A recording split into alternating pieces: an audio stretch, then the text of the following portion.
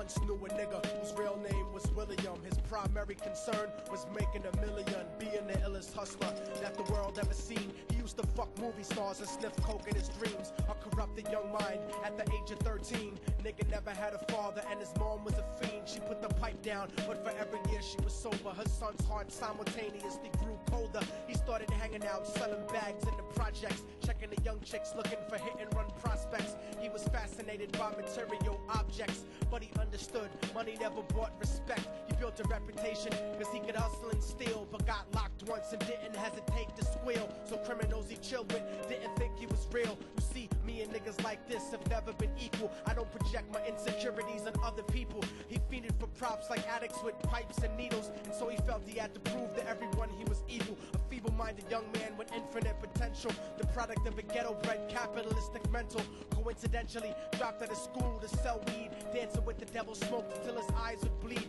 But he was sick of selling trees and gave in to his greed.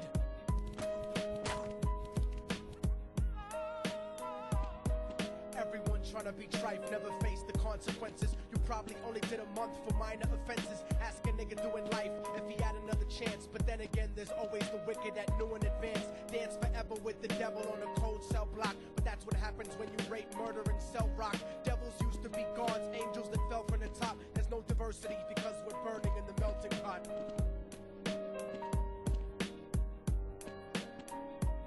So Billy started robbing niggas, anything he could do to get his respect back in the eyes of his crew. Starting fights over little shit up on the block. Stepped up to selling mothers and brothers the crack rock. Working overtime, making money for the crack spot. Hit the jackpot and wanted to move up to cocaine, fulfilling the Scarface fantasy stuck in his brain. Tired of the block niggas treating him the same. He wanted to be major like the cutthroats and the thugs. But when he tried to step to him, niggas showed him no love. They told him any motherfucking coward can sell drugs. Any bitch nigga with a gun can bust slugs. Any nigga with a red shirt can front like a blood. Even Puffy smoked the motherfucker up in the club. But only a real thug can stab someone till they die. Standing in front of them, staring straight into their eyes, Billy realized that these men were well guarded, and they wanted to test him before business started. Suggested raping a bitch to prove he was cold-hearted. So now he had a choice between going back to his life or making money with made men. Up in the sight, his dreams about cars and ice made him agree a hardcore nigga is all he ever wanted to be. And so he met them Friday night at 2:45.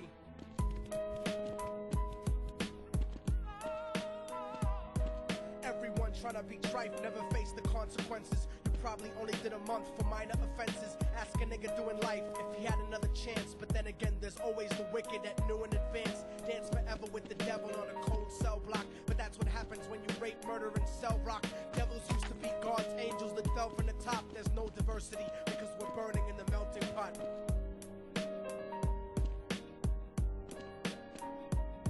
They drove around the project slow while it was raining, smoking blunts, drinking and joking for entertainment, until they saw a woman on the street walking alone, 3 in the morning, coming back from work on her way home. And so they quietly got out the car and followed her, walking through the projects. The darkness swallowed her. They wrapped her shirt around their head and knocked her onto the floor. This is it, kid, now you got your chance to be raw. So Billy yoked her up and grabbed the chick by the hair and dragged her into a lobby that had nobody there. She struggled hard, but they forced her to go up the stairs. They got to the roof and then held her down on the ground, screaming, "Shut the fuck up and stop moving around." The shirt covered her face, but she screamed and clawed. So Billy stomped on the bitch till he broke in her jaw. Them dirty bastards knew exactly what they were doing. They kicked her until they cracked her ribs and she stopped moving. Blood leaking through the cloth, she cried silently. And then they all proceeded to rape her violently. Billy was made to go first, but each of them took a turn, ripping her up and choking her until her throat burned. Her broken jaw mumbled for God, but they weren't concerned. When they were done and she was lying bloody, broken and bruised, one of them niggas pulled out a brand new 22. They told him that she was a witness for what she'd gone through, and if he killed her, he was guaranteed a spot in the crew. He thought about it for a minute, she was practically dead, and so he leaned over and put the gun right to her head. I'm falling and I can't turn back. I'm falling and I can't turn back. Right before he pulled the trigger and ended her life, he thought about the cocaine with the platinum and ice, and he felt strong standing along with his new brothers. Cocked the gat to her head and pulled back the shirt cover, but what he saw made him start to cringe and stutter, cause he was staring into the eyes of his own mother. She looked back at him and cried cause he had forsaken her. She cried more painfully, and when they were raping her, his whole world stopped. He couldn't even contemplate. His corruption had successfully changed his fate, and he remembered how his mom used to come home late, working hard for nothing, cause now what was he worth? He turned away from the woman that had once given him birth, and crying out to the sky cause he was lonely and scared, but only the devil responded cause God wasn't there. And right then he knew what it was to be empty and cold, and so he jumped off the roof and died with no soul. They say death takes you to a better place, but I doubt it. After that they killed his mother and never spoke about it. And listen, cause the story that I'm telling is true, cause I was there with Billy Jacobs and I raped his mom too, and now the devil follows me.